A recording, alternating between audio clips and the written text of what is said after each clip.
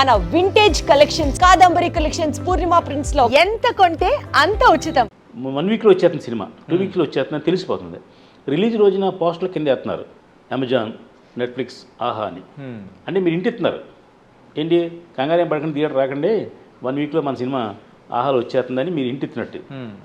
ఇప్పుడు ఈ సినిమా భవిష్యత్తులో ఆహాలో రాదు అని అన్నారనుకోండి, ఏమో రాదేమో అయితే ఇక్కడ చూసేద్దాం అని ప్రేక్షకుడైనా ఉత్సాహం చూపించవచ్చు. 4వ పాయింట్ అంటే ఉత్సాహం చూపించేంత క్యాస్టింగు గొప్ప ఆ సినిమా ట్రైలర్లో ఉంటలా. ఓకే, ఏ సినిమాని దశ నిర్ణయించేది ఓన్లీ ట్రైలర్ అండి. ఇంకా ఇప్పుడు అతడైన సినిమా వచ్చింది గతంలో, Mahesh Babu cinema, super hit కదండి. ఆ సినిమా నిర్మాతకి ఫెయిల్, నిర్మాత డబ్బు రాలా.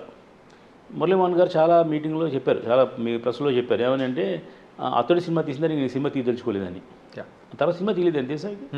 ఆయన ఎంత well established hero, well established producer, ఎన్ని సినిమాలు తీశారు జేబేరీ మీద, ఎన్ని హిట్లు ఇచ్చారు, కోట రామకృష్ణ గారితో వాళ్ళతో కూడా సూపర్ హిట్లు ఇచ్చారు. అటువంటి బ్యానర్ మళ్ళీ ఎందుకు సినిమా తీయలేదని భయపడి తీయలే.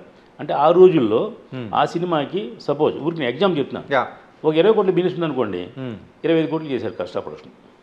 అంటే కాస్ట్ ఫెయిల్యూర్ సినిమాది. సినిమా మొదలుపడింది, హిట్ సినిమా అండి ఇది, అందరికీ డిస్ట్రిబ్యూటర్కి అందరికీ హిట్ సినిమాయే, నిర్మాతకు మాత్రం చేదు అనుభవం మిగిల్చింది అతడి సినిమా. ఆ దెబ్బతో ఆయన ఇండస్ట్రీ ఆయన వదిలేశారు, సినిమాలు అనేది కూడా మానేశారు, కొంచెం బ్రేక్ ఇచ్చారు. ఇంకోటి ఏంటంటే చిరంజీవి గారి ఫ్యామిలీలో గొప్పతనం ఏంటంటే వాళ్ళ రెమ్యునేషన్ అనేది ఇంత అని ఎవరు చెప్పరండి, పైగా మొత్తం అంతా తీసుకోరండి వాళ్ళు, సినిమా రిలీజ్ అవుతాక ఆగుతారండి.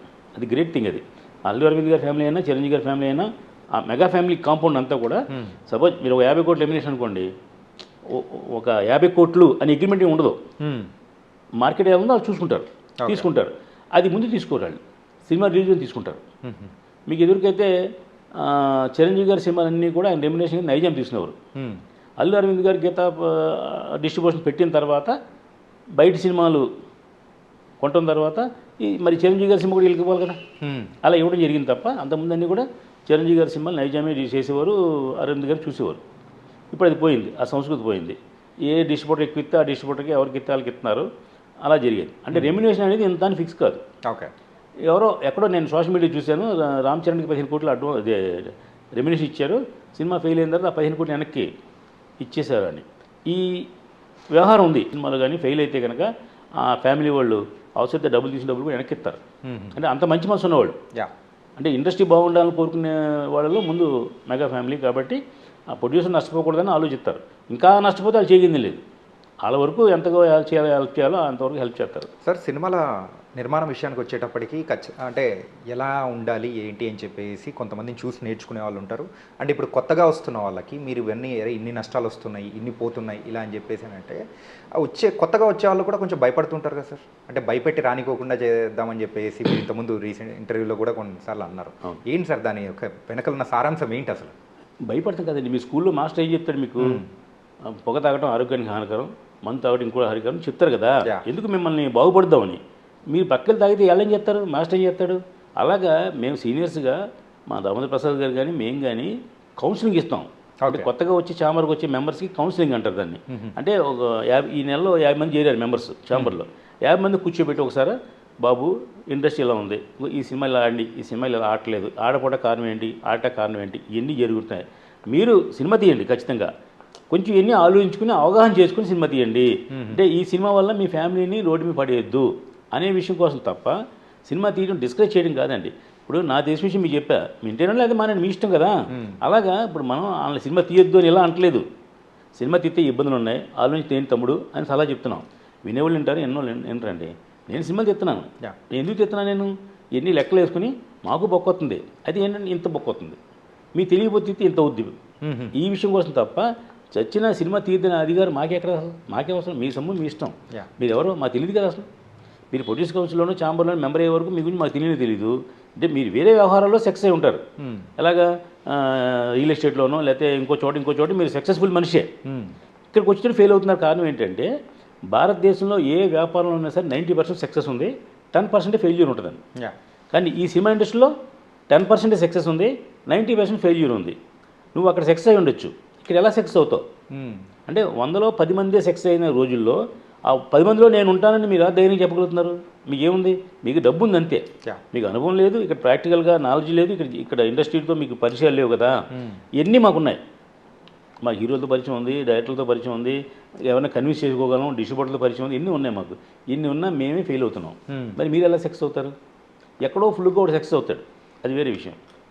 మొన్న ఓ ఇంటర్వ్యూ చెప్పాను, మరి ఆ హిట్ అయింది కదండి, మ్యాడ్ స్క్వేర్ హిట్ అయింది కదండి, బలగం హిట్ అయింది కదా అండి అంటారు. నిజమే, ఆ హిట్ అవడం కారణం మీరు కాదు, మీరు కొత్త ప్రొడ్యూస్ కాదు. ఆ సినిమాకి బోల్డెన్ బ్యాక్గ్రౌండ్ ఉంది. ఓ దిల్ రాజు గారు బలగం సినిమా తీశారు. దిల్ రాజు గారికి థియేటర్ నెట్వర్క్ ఉంది, డిస్ట్రిబ్యూషన్ ఉంది, ఫైనాన్షియల్గా హెల్ప్, ఆయనకి ఫుల్ సౌండ్ కాబట్టి ఆయన ధైర్యంగా రిలీజ్ చేశాడు. ఎవరు కొనలేదు ఆ సినిమాని.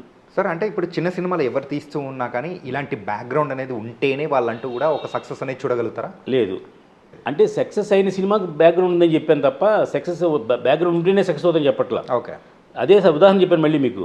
ఆయన సినిమా ఉందండి, అది గీతా ఆర్ట్స్ నుంచి వచ్చిన సినిమా. ఏమండి మన నిహారిక గారు దానికి కమిటీ కుర్రోళ్ళు అని చెప్పి కమిటీ కుర్రోళ్ళు సినిమా అండి. వాళ్ళు ఈ ప్రమోషన్ అన్ని సినిమాకి హెల్ప్ అవుతాయిగా, ప్లస్ సినిమాలో కంటెంట్ ఉంది, ఎన్ని ఉంటాయి. కంటెంట్ తర్వాత ముందు కంటెంట్ ఉంటేనే ఎన్ని హెల్ప్ అవుతాయి తర్వాత. ఇప్పుడు గీతా ఆర్ట్స్ కూడా ఇంతకుముందు G2 G3 అని చాలా సినిమాలు తీశారు తెలుసా మీకు? చావు కబురు సలగా చెప్పావు, అలాంటి సినిమాలు ఒక 7 సినిమాలు తీశారు, అవి కూడా ఆడలేదు. ఇదే దిల్ రాజు, ఇదే గీతా ఆర్ట్స్ వాళ్ళు అంతకుముందు G2 మీద 3-4 సినిమాలు తీశారు. బన్నీవాస్ గారు తీశారు, అవి ఆడలేదా మరి? ఇవన్నీ కదా. అంటే వాళ్ళకి అంత బ్యాక్గ్రౌండ్ ఉన్నా కూడా ఆ ఫ్లాప్ అయ్యే సినిమాకి ఏ బ్యాక్గ్రౌండ్ పనిచేయదు. హిట్ అయ్యే సినిమాకి డెఫినెట్గా ఇవన్నీ ఉంటేనే హిట్ అవుతాయి. ఇప్పుడు మీ కమిటీ కుర్రోళ్ళు ఉంది కదా, అది హిట్ అవ్వడానికి కారణం గీతా ఆర్ట్స్, నిహారిక, నాగబాబు గారు అమ్మాయి, ఇవన్నీ ప్లస్ అయింది దానికి. అలాగే మన కోర్టు అనే సినిమా తీశారు, దాని బ్యాక్గ్రౌండ్ ఎవరు? నాని గారు. మరి అది ప్లస్ అయింది కదా. అది 5 కోట్ల సినిమా తీస్తే 60 కోట్లు చేసింది, 12 టైమ్స్ సినిమా హిట్ అయింది, 12 టైమ్స్. అలాగే మన ఆయి మ్యాడ్ స్క్వేర్, ఈ మ్యాడ్ స్క్వేర్ తీసింది ఎవరు? సితారా ఆర్ట్స్ వాళ్ళు. మీరు ఏదైనా చెప్పండి, హిట్ అయిన సినిమాకి వెనకాల ఒక బ్యాక్గ్రౌండ్ ఉంటుంది. మరి ఫ్లాప్ అయిన సినిమాకి కూడా బ్యాక్గ్రౌండ్ ఉంటే ఫ్లాప్ అవుతుంది, అది వేరే విషయం. హిట్ అయిన సినిమాకి మాత్రం ఖచ్చితంగా వెనకాల ఒక నెట్వర్క్ ఉంటుంది, అది హెల్ప్ అవుతుంది. అండ్ రీసెంట్గా తొందరలో రిలీజ్ కాబోతున్న మూవీ ప్రొడ్యూసర్ ఒక ప్రెస్ మీట్ లాంటిది, అండ్ వాళ్ళ ముందు కూడా ఒక ఐడియా కూడా ఒకటి మెన్షన్ చేశారు. ఏంటంటే 10,000 కోట్ల బిజినెస్ చేస్తూ ఉన్న ఏదైనా కంపెనీ ఉంది అంటే అది పబ్లిక్ లిస్టెడ్ కంపెనీలో దానిలో ప్రకంగా సో స్టాక్స్లో మరి వాళ్ళు లిస్టింగ్ చేసుకుంటారు. అలాగే మన ఇండస్ట్రీని కూడా అలా పెట్టేస్తే సినిమా చూసేవాళ్ళు ప్రేక్షకులు కూడా వాళ్ళే ఒక వన్ ఆఫ్ ద ప్రొడ్యూసర్స్ అవుతారు. అందులోంచి వాళ్ళకి కొంచెం ఇచ్చేసి మీరు కూడా ఒక 25% ప్రొడ్యూసర్ తీసుకున్నారంటే సేఫ్ అయిపోతుంది, ఇండస్ట్రీ అనేది కూడా మారుతుంది అని చెప్పేసి చెప్పడం అనేది కూడా చాలా గట్టిగా చెప్పారు. కాకపోతే ప్రాక్టికల్గా అది పాసిబుల్? ఆయన ఏ సాఫ్ట్వేర్ కంపెనీ ఇంజనీర్ ఉంటారండి ఆయన. ఓకే, వర్జిన్ బాయ్స్ సినిమాలో సాఫ్ట్వేర్ కంపెనీ అయినా ఉంటాడండి ఆయన. ఆయనకి డెఫినెట్గా మనకంటే సాఫ్ట్వేర్ వాళ్ళకి ఎక్కువ ఐడియాస్ తెలివితేటలు ఉంటాయండి. ఇవన్నీ కూడా ఇండస్ట్రీలో చాలాసార్లు అమలు జరిపారండి. తెలియని విషయం ఏంటంటే జరిగినాయండి. రామ్ గోపాలం గారు ఒక సినిమా తీశారు, మోహన్ బాబు గారు అబ్బాయిని పెట్టి. ఏమండి ఆ సినిమాకి ఇలాంటి స్కీమ్ పెట్టారు. రౌడీ కాదు, ఇంకో సినిమా ఉందండి విష్ణు బాబు సినిమాకి. ఆ సినిమా పేరు చెప్తాను. ఆ సినిమాకి ఏం పెట్టారంటే, నీ సినిమాకి ఈ ఏరియాకి నువ్వు ప్రొడ్యూసర్ పోయి అంటే సపోజ్ ఆ సినిమాకి ఒక 50 థియేటర్లు ప్లాన్ చేశారండి. ఈ 50 థియేటర్లోని మీకు థియేటర్ వారీగా మేము అమ్ముతాం, ప్రొడ్యూసర్ అమ్ముతాడు థియేటర్ వారీగా. అంటే ఎవడో కొటేషన్ పెట్టాడు, నాకు భీమవరానికి 1 లక్ష రూపాయలు కావాలి, లేదా 2 లక్షలు కావాలి, అలా ఏదో కొటేషన్ పెట్టాడు. వాళ్ళందరినీ పిలిచి పార్క్ అయిన నోవాటెల్లో ఒక మీటింగ్ కూడా పెట్టారు మా ఆర్జీ గారు. వాళ్ళందరికీ అమ్మారు. 50 థియేటర్లకి ఎంతకో ఆ కొటేషన్ ఉంటుంది కదా, 50,000 ఒకటి పెట్టాడు, మీకు ఇంకోటి 60,000 పెట్టాడు, మీరు ఇంకోటి 1 లక్ష రూపాయలు పెట్టాడు. ఎవరు హైయెస్ట్ ఫిగర్ ఉంటే వాళ్ళకి ఇచ్చారు. ఇవన్నీ చేశారండి. బిజినెస్ని మోడలింగ్ రోల్ మోడల్ ఎవరంటే మా ఆర్జీవి గారు. ఈ ఐడియాలన్నీ ఆయన ముందు ఉంటాయి. ఇది ఎప్పుడో 10 సంవత్సరాల క్రితం చెప్పిన విషయం ఇది. అప్పుడే పెట్టారు. ఏరియా వారీగా డిస్ట్రిబ్యూటర్, ఏరియాల వారీగా ప్రొడ్యూసర్. ఆ పోస్ట్ మీద ఈ భీమవరానికి పలానా సుబ్బారావు ప్రొడ్యూసర్ లేదా కో ప్రొడ్యూసర్ లేదా డిస్ట్రిబ్యూటర్ అలా ఏదో వేసుకునే అధికారం కూడా ఇచ్చారు. ఆ సినిమా అలా వేశారు. సినిమా వాళ్ళు వేరే విషయం అనుకుంటే డబ్బులు కట్టారు. ఒకటి. రెండోది ఏంటంటే, ఇప్పుడు మీరు చెప్పిన ఐడియా బాగుంది, కానీ సినిమా అనేటప్పటికి ఎవరు కూడా ముందుకు రారండి. సినిమా ఫీల్డ్కి 90% సక్సెస్, 90% ఫెయిల్యూర్, 10% సక్సెస్ అని చెప్పాను కదా. ఇప్పుడు మీ అందరికీ తెలుసు కదా ఆ విషయం. కాబట్టి చాలామంది రారు. పైగా లిస్టింగ్ పెట్టాలంటే దానికి ఒక ప్రముఖ కంపెనీ అని ఉండాలి. మీరు నేను కంపెనీ పెడితే జనం ఎందుకు ఒప్పుకుంటారు? ఒక రిలయన్సో, ఒక దిల్ రాజు గారో, ఒక అల్లు అరవింద్ గారో, లేదా అలాంటి ఒక పెద్ద ప్రొడ్యూసరు, ప్రొడక్షన్ హౌస్ అలా లిస్టింగ్కి వెళ్తే చేస్తారు. అలా లిస్టింగ్ వెళ్ళిన కంపెనీలు కూడా ఉన్నాయండి. రిలయన్స్ కూడా ఆల్రెడీ లిస్టింగ్కి వెళ్ళింది, Yeah. షేర్లు అమ్మారు. అలా 4-5 కంపెనీలు కూడా పెట్టారు. మీకు బ్యాక్గ్రౌండ్ ఉంటేనే లిస్టింగ్లోకి వెళ్తే జనం మీ షేర్లు కొంటారండి. అసలు ఈ గొడవ అంతా ఎందుకు? నేను ఇంకో కొత్త ఐడియా చెప్తాను మీకు. ఇప్పుడు మీరు సినిమా తీస్తున్నారు, ఆ సినిమాకి వాల్యుబుల్స్ ఉండాలి. వాల్యూస్ అంటే ఏంటి? మీ సినిమాలో కొత్త హీరోని పెట్టి కొత్త డైరెక్టర్ పెట్టి సినిమా తీస్తే అది వాల్యూ కాదు. ఓకే. ఇట్టయితే వాల్యూ, అది వేరే విషయం. ముందు వాల్యూ లేదు కదా. చూసిన వెంటనే స్ట్రైకింగ్గా ఉండాలి మనకి. సపోజ్ ఒక ప్రభాస్ని పెట్టో లేదా ఒక చిరంజీవి గారిని పెట్టో ఒక సినిమా తీస్తున్నారు అనుకోండి. ఒక అనిల్ రావిపూడి గారు సినిమా తీస్తున్నారు కదా, 157 Yeah. మెగా చిరంజీవి గారి సినిమా. Yeah. అతను డైరెక్టర్ అంటే అతను నిజంగా నేను హ్యాట్సప్ చెప్పాలి.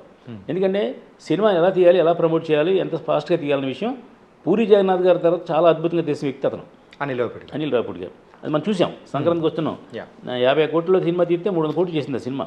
ఇప్పుడు సపోజ్ 157 ఉంది కదా, ఆ సినిమాకి షూటింగ్ చేస్తారో పెద్ద కంపెనీ, చిరంజీవి గారి హీరో. దీనికి నేను ఒక ఐడియా చెప్తాను మీకు. ఓకే. ఇప్పుడు చిరంజీవి గారి సినిమా ఇంతకుముందు సూపర్ హిట్ అయిన సినిమా ఎంత చేసింది? ఆంధ్రప్రదేశ్ 100 కోట్లు చేసింది అనుకుందాం, ఎగ్జాంపుల్ చెప్తున్నా. 100 కోట్లు చేసింది అనుకోండి. ఇప్పుడు మీరు వెస్ట్ గోదావరి 100 కోట్లు, ఆంధ్రప్రదేశ్ వెస్ట్ గోదావరి చేస్తే వెస్ట్ గోదావరి ఎంత కోట్లు? 14 కోట్లు చేస్తారు అనుకోండి. బిజినెస్ మార్కెట్ ఉంది. ఈ 14 కోట్లకి ఈవేళ అమ్మేయచ్చు మీరు. ఎలాగా? మీరు ఫస్ట్ డిస్ట్రిబ్యూటర్ ఓకే. వెస్ట్ గోదావరికి 14 కోట్లు చెప్తున్నాం, వస్తారంటే 10 మంది వస్తారు. 10 మంది వస్తారు కొంటాకి. అక్కడ ఆక్షన్ పెడతాం. ఈయన 14 అడిగారు, ఈయన 15 అడుగుతాడు, ఇంకో 16 అడుగుతాడు. ఎవరు ఎక్కువ బిడ్ ఎత్తే వాళ్ళకి ఇస్తారు. మీరు మూలిపడి కొనుక్కునేది కదా. ప్లస్ అతనికి కూడా సేఫ్ ఎలాగ మార్గం అంటే ఇప్పుడు మీరు సినిమా రిలీజ్ రోజు ఏం చేస్తున్నారు? టికెట్లు హై పెంచుకుంటున్నారు కదా. 450 రూపాయలు, 500 రూపాయలు పెంచుకుని పర్మిషన్ తీసుకుంటున్నారు కదా, పెంచుతున్నారు కదా. అలాగే మనం ఇప్పుడు ముందుగానే 250 రూపీస్ టికెట్టు మీకు ఏ జిల్లా, వెస్ట్ గోదావరి జిల్లాలో ఏ ఊళ్ళో టికెట్ కావాలంటే ఆ టికెట్ మీకు ముందు మేము కన్ఫర్మ్ చేస్తాం. ముందుగానే. అప్పుడు మీరు బ్లాక్లో 400-500 రేట్లు పెంచుదాం కొనుక్కోకలా. ఇప్పుడు కొనిసుకోండి రేట్లు 250 రూపాయలు టికెట్ అని ఊరికి ఎన్ని సదా ఎగ్జాంపుల్ చెప్తున్నాను, ఓ సలహా అంతే. 250 రూపాయలు టికెట్ అని మీరు అనౌన్స్ చేయండి. భీమవరం నుంచి 100 టికెట్లు కావాలని డబ్బులు పంపిస్తారు. ఎందుకు పంపిస్తారంటే చిరంజీవి గారి సినిమా, అనిల్ రావిపూడి డైరెక్టర్, మంచి బ్యానరు. సాహు గారు ఆయన గతంలో 2-3 హిట్లు సినిమా తీశాడు ఆయన, మంచి బ్యానరు. కాబట్టి ఆయన నమ్ముతారు. నమ్మి ఈవేళ మీకు ఏ 16 కోట్లకి మీరు వెస్ట్ గోదావరి అమ్మారో ఆ వెస్ట్ గోదావరి నుంచి 16 కోట్లు కలెక్ట్ చేయొచ్చండి. అది డిస్ట్రిబ్యూటర్కి ఇస్తాం, లేదా ప్రొడ్యూస్ తీసుకుంటాడు. అయినా మనం తర్వాత చూస్తున్నాం. లేదా డిస్ట్రిబ్యూటర్కి అమ్మక్కలేదు, ఈయన డైరెక్ట్గా చేసుకోవచ్చు. ప్రేక్షకుడు టు ప్రొడ్యూసర్ డైరెక్ట్గా 250 రూపీస్ టికెట్. నేను 250 ఇప్పుడు ఎందుకు కొనాలి, అప్పుడే కొనుక్కోవచ్చు కదా అనొచ్చు మీరు. కొనుక్కోండి అప్పుడే, అప్పుడు 400 రూపాయలు అమ్మచ్చు కదా. రేట్లు ఎక్కువ ఉండొచ్చేమో. సంక్రాంతికి రేట్లు పెంచుతారు కదా. నేను మామూలుగా పర్మిషన్ తెచ్చుకుంటారు కదండి. ఏ పెద్ద సినిమాకి అయినా పర్మిషన్ తెచ్చుకుని పెంచుతారు కదా. అప్పుడు 400 రూపాయలు కొనుక్కునే దానికంటే ఈవేళ 250 కొనుక్కో. సినిమా రెడీ అవ్వలేదు ఇంకా, 250 నువ్వు టికెట్ కొనుక్కో. యూఆర్ ఆడియన్, నీ టికెట్ వచ్చేస్తుంది నీకు. నీకు ఏ థియేటర్లో కేటాయించారు ఏంటనే విషయం సినిమా రిలీజ్ గురించి కేటాయిస్తారు నీకు. నీకు టికెట్ నెంబర్ 14 మీ నెంబరు. మీ 14 నెంబర్ ఎక్కడ ఉందో రేపు చెప్తారు వాళ్ళు. అంటే మీకు సినిమా పండగ 4 రోజులు ఫుల్ అయ్యే సినిమాని ముందుగానే అమ్మేస్తున్నారు. ఓకే. ప్రొడ్యూసర్కి ముందు డబ్బు వస్తుంది. మీకేంటి 200 రూపాయలు టికెట్ కొనాలి. మీరు ఆ రోజు లైన్లో ఉండాలా, నా టికెట్ దొరుకుద్దా లేదా, 400 రూపాయలు టికెట్ కొనాలా, భయం లేదు. మీ టికెట్ కన్ఫర్మ్. మీ ఏ షోకి వస్తారో ఏ థియేటర్కి వెళ్తారో కూడా మీకు ముందుకు కన్ఫర్మ్ చేయొచ్చు. ఈవేళ ఆన్లైన్ టెక్నాలజీ వచ్చిన తర్వాత మన ఆన్లైన్లో టికెట్ కొనుక్కుంటాం కదా, సేమ్ అంతే కొనేయచ్చు. రైల్వే రిజర్వేషన్ లాగా ముందుగానే మనం టికెట్ కొనేస్తాము, కొనేసి ఆ రిజర్వేషన్ చేసుకుంటాము. ట్రైన్ వస్తుంది, అంటే సినిమా వస్తుంది, మనం ఎక్కుతాం. మీరు 14 తారీఖు ట్రైన్ ఎక్కుతారు అనుకున్నారు కదా, అలాగే 14 తారీఖు థియేటర్కి వెళ్తారు అనుకుంటున్నారు. మీకు థియేటర్ టికెట్ వచ్చేది.